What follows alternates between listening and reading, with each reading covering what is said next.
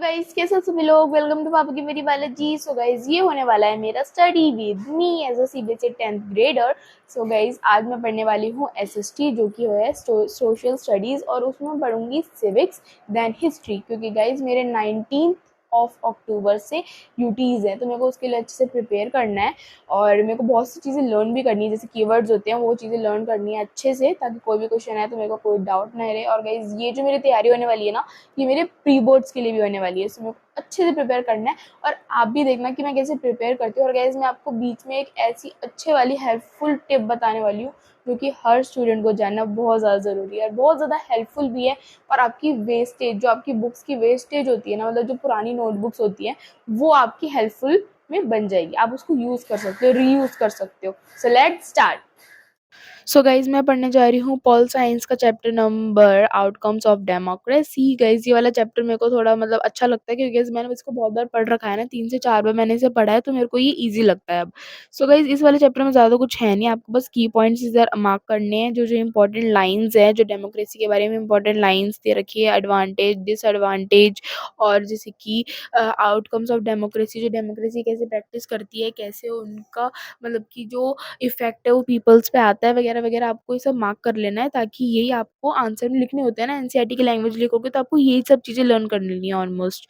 और देखिए गाइज, जब भी आप एनसीईआरटी पढ़ो, बुक से पढ़ना। देखिए गाइज, मैं रेफरेंस बुक तब प्रेफर करना चाहूँगी गाइज, ये मेरा खुद का ओपिनियन है, कि आप तब करो रेफरेंस बुक यूज़ जब आपका एनसीईआरटी अच्छे से हो जाए, बिल्कुल कंप्लीट, आपको एनसीईआरटी की एक-एक लाइन पता हो कि हाँ, इस लाइन में ये लिखा है, और अगर यहाँ से क्वेश्चन आ जाए तो मैं ये कर सकता हूँ या कर सकती हूँ। तो इसलिए आपको रेफरेंस बुक तब लेनी चाहिए जब आप एनसीईआरटी अच्छे से पढ़ लो। सो गाइज़, मैंने फर्स्ट एनसीईआरटी ही पढ़ी है दोबारा से, ताकि मैं एक भी लाइन ना भूलूँ। दोबारा से मैंने एनसीईआरटी पढ़ ली। देखिए गाइज़, जब मैं नहीं पढ़ मतलब मेरे को नहीं समझ में आती ना, मैं दोबारा उस पैरा पे चली जाती हूँ, जो मेरे को नहीं समझ में आता। तो ऐसे ही करना है आपको, रीड दोबारा-दोबारा करते रहना है, जब तक आपको समझ में ना आ जाए। और अगर आपको समझ में नहीं आ रहा फिर भी, तो आप क्या करो, आप यूट्यूब पे देखो, या फिर अपने टीचर से डिस्कस करो अपने डाउट्स। एंड देन गाइज़, मैं आपको एक बहुत ज़्यादा इम्पोर्टेंट मतलब कि बहुत इम्पोर्टेंट बात बताने वाली हूँ, जो कि है, देखिए गाइज़, हम क्या करते हैं, जब भी हमारी जैसे कि हम नई क्लास होती है, तो हर कोई नया बैग, नई ज्योमेट्री वगैरह सब कुछ लाता है, हम न्यू बुक्स वगैरह सब लाते हैं। लेकिन गाइज़, जो हमारे ओल्ड मतलब कि हमारे प्रीवियस ईयर की जो ब्लैंक नोटबुक्स रह जाती है हाफ़-हाफ़, हम उन्हें यूज़ नहीं करते, हम उन्हें फेंक देते हैं। गाइज़, हमें उन्हें फेंकना नहीं है, हमें उन्हें यूटिलाइज़ करना है, क्योंकि गाइज़, इस एक नोटबुक की वज़ह से न जाने कितने पेड़ कटते हैं गाइज़। जैसे कि हमने पढ़ा भी है, हमें ट्रीज़ को नहीं काटना चाहिए, जैसे कि हमने अपनी ज्योग्राफ़ी में भी पढ़ा है, चिपको मूवमेंट, और जैसे जॉइंट फॉरेस्ट मूवमेंट, वो भी तो फॉरेस्ट को बचा रहे थे, ट्रीज़ को बचा रहे थे। तो हमें ऐसे ही, हमें बुक्स और नोटबुक्स ऐसे वेस्ट नहीं करनी है, हमें अच्छे से यूटिलाइज़ करनी है। मैथ्स की प्रैक्टिस करते हो, आप नई-नई नोटबुक्स लाते हो, अगर आप किसी सब्जेक्ट की प्रैक्टिस करते हो, नई नोटबुक बनाना चाहते हो, तो अपने प्रीवियस ईयर की नोटबुक्स उठा लो। अगर आपकी प्रीवियस ईयर की इंग्लिश की नोटबुक बच गई है, तो आप दूसरी नोटबुक उठा लो। जैसे कि मैंने ये उठा ली, अपनी 9th क्लास की ये नोटबुक उठा ली, जिसमें मतलब मैंने ज़्यादा कुछ नहीं कर रखा, और मतलब थोड़ा-सा ही काम कर रखा, और मेरे बाकी के आगे के पेज खाली हैं। तो मैं यहाँ पे स्टार्ट कर रही हूँ, क्योंकि गाइज़, हमें यहीं से स्टार्ट कर मतलब कि ऐसे ही करना चाहिए, तभी हमारा ज़्यादा से ज़्यादा हमारा एनवायरनमेंट सेफ रहेगा। गाइस, हम ये बुक्स में पढ़ते हैं, लेकिन हमें रियल लाइफ में पता ही नहीं होता कि इन सब चीज़ों को कैसे परफॉर्म करना होता है। सो गाइस, ये एक वे है कि आप अपने ट्रीज़ को, अपने एनवायरनमेंट को, अपनी इस अर्थ को, ममा अर्थ को बचा सकते हो। सो गाइस, इस चीज़ को ज़रूर ट्राई करना, और आपको करना ही चाहिए, ताकि आपकी बुक्स भी वेस्ट ना हो, आपके आपकी मनी भी सेव हो, और साथ-साथ आपका वर्क भी हो जाए, आप अपनी प्रैक्टिस वगैरह भी कर लो। सो गाइस, अब आते हैं कि आपको एसएसटी कैसे करनी चाहिए। देखिए गाइस, आपको फ़ैमिलियर रहना है बिल्कुल ही। थ्योरी अच्छे से पढ़नी है, और आपको रियल लाइफ़ में सोचना है कि अच्छा, ये पॉलिटिक्स होगी तो हमारे इंडिया में क्या हो रहा है। अगर आपको नहीं समझ में आ रहा है, तो आप गूगल से सर्च करो, इंडिया में हमारा कैसे चलता है, हमारे इंडिया में इलेक्शंस कैसे होते हैं। वैसे तो हमारी सारी बुक्स में लिखा हुआ है, लेकिन आपको और डिटेल चाहिए तो आप अपना सर्च कर लो। एंड देन गाइस, आपको एनसीईआरटी अच्छे से करनी है, जो मैं आपको बार-बार बताती रहती हूँ। रेफरेंस बुक आपको तब लेनी है जब आपकी एनसीईआरटी अच्छे से क्लियर हो जाए, वरना there is no need to buy reference books.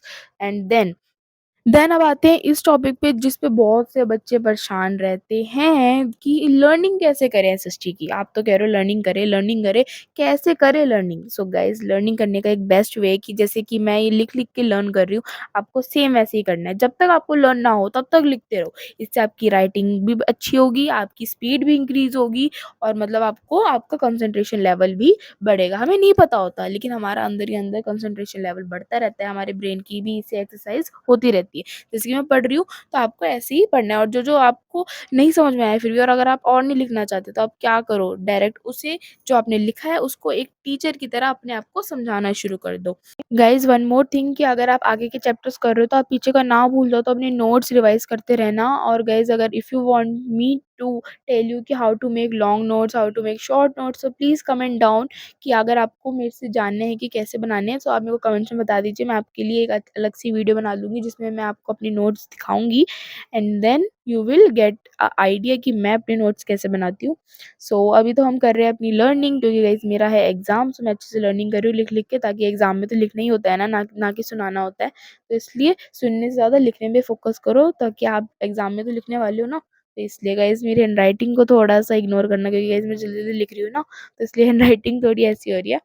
Anyways guys, सो अगर आपको ये टिप्स अच्छे लग रहे हो तो फटाफट से मेरे चैनल सब्सक्राइब कर दो, इस वीडियो को लाइक कर दो अगर आप यहाँ तक पहुँच गए हो।